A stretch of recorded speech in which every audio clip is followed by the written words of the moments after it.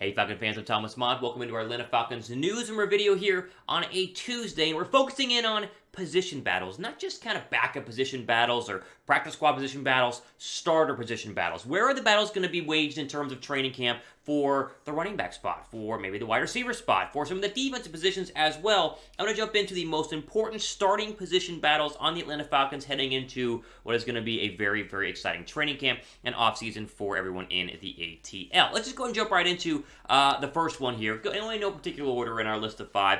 Running back. The running back position battle, to me, is going to be absolutely fascinating to see who wins the majority of the carries and is kind of the starter on the Atlanta Falcons. Now, much like most National League football teams, they're going to go ahead and be running back by committee, meaning that there really won't be one true bell cow like there used to be really during the peak of the running back age in the National Football League. However, the way the Falcons are structured is very, very interesting. So first, let's just kind of talk about Cordarrelle Patterson. Now, Patterson is, on all depth charts you see on ESPN.com or CBSSports.com, the number 1 running back. He's running back number 1. Now, is he technically going to receive the majority of carries at running back? I think it's safe to assume yes right now, although with his hybrid role and the nature of his ability to play both on the wide receiver position or the running back spot, I don't really want to include him in this battle, right? He's going to get his carries. There are a set amount of allotted carries for Cordarrelle Patterson every single game. Now, we focus over from him to the actual running backs, and that's where I think the true battle is going to be waged. So whether this is actually the number 2 running back spot behind Cordarrelle Patterson or truly the number 1 running back spot, I'll let you decide.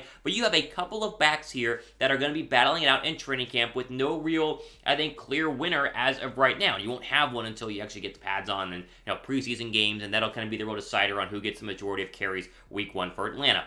When you look at the running back depth chart, though, I really think there's one guy to focus on and one guy that I'm not necessarily pulling for, but I'm expecting to go ahead and be kind of a breakout star for the Atlanta Falcons, and that is the BYU running back, the draft pick in the 5th round in Tyler Allgeier. I think Allgeier is poised to really be a thumper in this backfield, to really be one of the better running backs Atlanta has had, and the competition isn't that strong. Like, how high are you on Damian Williams? How high are you on Cordarrelle Patterson? I'm not that high on either of those guys. Neither of them have shown that they are ready to be a number 1 running back, or at least a primary running back in a running back by committee system. Allgeier was that at BYU. I think he can come into the National Football League, transition well. The running back transition is always one of the smoothest in the National Football League, and I'm looking for him to potentially win this running back battle in training camp and be kind of the true number 1 running back going forward for the Atlanta Falcons.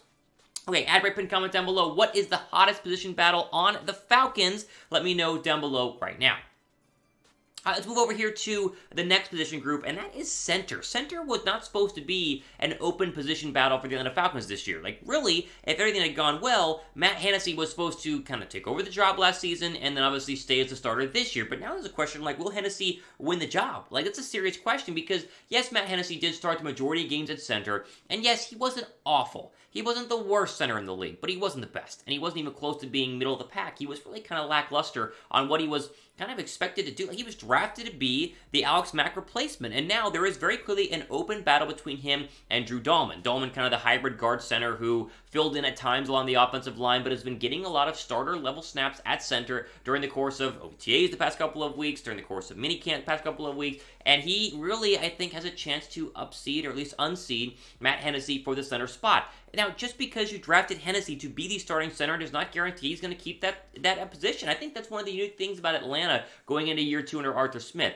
They are still devoid of talent to a level that it doesn't matter who you are. Like, if you're Deion Jones, as we'll talk about, it doesn't matter that you're Deion Jones. Like, if Troy Anderson's better, he's going to play. Same thing goes for Hennessy here. It doesn't matter you're drafted to be the Alex Mack replacement. If you're not living up to that standard, you're not going to play. Caleb McGarry, same thing. I think that this is a good thing for Atlanta. It's going to take away some of the egos there.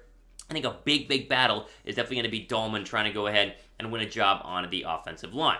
Okay, we'll get to wide receiver here in just one second. First, help us get to 7,000 subs here on the channel as we're quickly approaching that. We're over 6,500 right now in terms of our sub count, trying to give you guys the best, latest, and greatest Falcon content. We're going to do a Falcon mailbag later this week, answering all of our subscriber questions. So go down below and hit that red subscribe button. Help us grow. We would greatly appreciate that. Okay, wide receiver. Now, I say starting position battles, I do have to include wide receiver. Now, we do know London is your 1, and so now there are 2 starting wide receiver spots, and so we can put London aside and focus in more on the actual number 2 wide receiver spot right now for the Atlanta Falcons.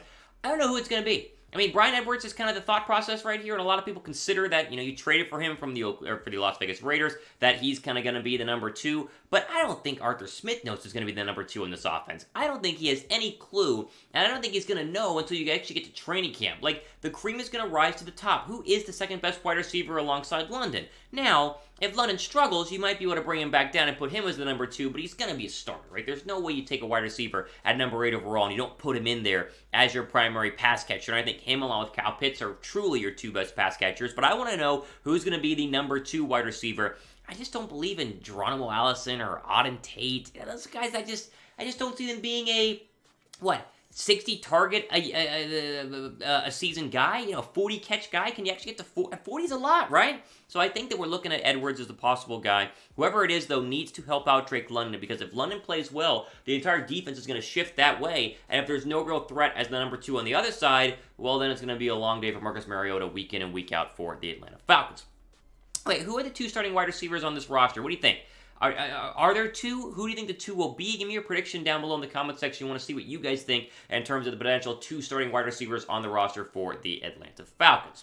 Okay, we'll get to linebacker, a very juicy battle here in just 1 second. First, the 2-pack polos are still available. I'm shocked they're still up there. But right now, 40% off. You can pick up these fantastic-looking 2 different colored Atlanta Falcons polos at the link on your screen, chatsports.com/Falcons polos. That link will also be down below me in the description box. Pick these up for golf season. You guys golfing? I have golfed every weekend, the past 3 weekends here, and I'm rocking a polo every single time. Pick up your Atlanta Falcons one, rep the birds at chatsports.com/Falcons polo. 40% off while they still have them in stock. Okay, obviously we got to talk about linebacker, talk about starting position battles, and there's not you can't not talk about linebacker without talking about Deion Jones. And Deion Jones obviously is a polarizing figure in Atlanta right now, and there've been tons of articles and radio hosts and blog people talking about what will happen with Deion Jones. I'm assuming he's not going to be there. I'm assuming that week 1 of the National Football League season, there will be no Deion Jones on this roster. Traded, cut, I don't know what it's going to be. I doubt he's going to be there. And so now you create this kind of linebacker depth chart where, yes, it should be Troy Anderson, but I guess there's no guarantee because he is a rookie. And you got Michael Walker on there as well, like Rashawn Evans. Like, there are plenty of options right now at the linebacker spot. And again, like the majority of the other positions, the cream will rise to the top. I'm honestly excited to see Deion Jones leave and see these young linebackers play. Michael Walker deserves playing time. He definitely has flourished in a limited amount, especially last season. I think that obviously Anderson, second-round draft pick, was drafted for a reason. Rashawn Evans, I mean, they talk about how they're shocked the Titans, let go of Rashawn Evans, and now he's an Atlanta Falcons. So big battle there at linebacker. I'm very curious to see who is going to go ahead and win that one. Who do you guys think is your favorite Falcon on the roster right now? Like, there aren't a lot of superstars. Talk about AJ Terrell, maybe Kyle Pitts, Drake London, Marcus Mariota, Desmond Ridder. Who is your favorite Falcon on the roster right now? Give me that comment. I want to see what you guys are thinking in the comment section. Speaking of things happening this week, we got to give you guys a quick shout out to our main Chat Sports channel at youtube.com/ChatSportsTV for our NBA draft coverage coming up on Thursday, the 23rd, as all the guys at our Chat Sports headquarters in Dallas are going to have plenty of great coverage regarding where all the picks happen for your favorite team, whether maybe it's the Hawks or it's somebody else. We have great NBA draft coverage, better than you see on ESPN. The link will be down in the description box, and you can also subscribe to the channel. Just search Chat Sports. It'll pop right up. Over 300,000 strong, and a lot of those guys are going to be watching our draft coverage. Okay, finally, we'll mention safety here, as there will be a definite position battle here, as that's been said by Dean Peeves. He's very excited to see what the young guys are able to do. You got Dean Marlowe, obviously you have, some of the older guys who are trying to keep their spots. Then you have the young bucks, and the main young buck we focus on, besides Jalen Hawkins, is Richie Grant. And Grant has a perfect opportunity to grab the reins grab the horse by the reins and win this starting job. I think that he 100% can go ahead and do that, and it's time for him to do so. And I'll continue to say this for as long as he, continues to underwhelm. If he continues to play poorly, then he is going to be labeled a massive bust and one of the bigger ones under under Terry Fontenot and Arthur Smith.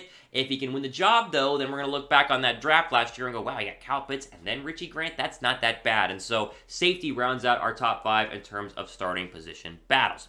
Okay, we're going to end today's video. Curious where you guys are at on all of this. You still watching? If you are, comment Mott down below in the comment section for a possible shout out. You might get a shout out on our next Falcon video if you're one of the subscribers to comment Mott down below right now in the comment section.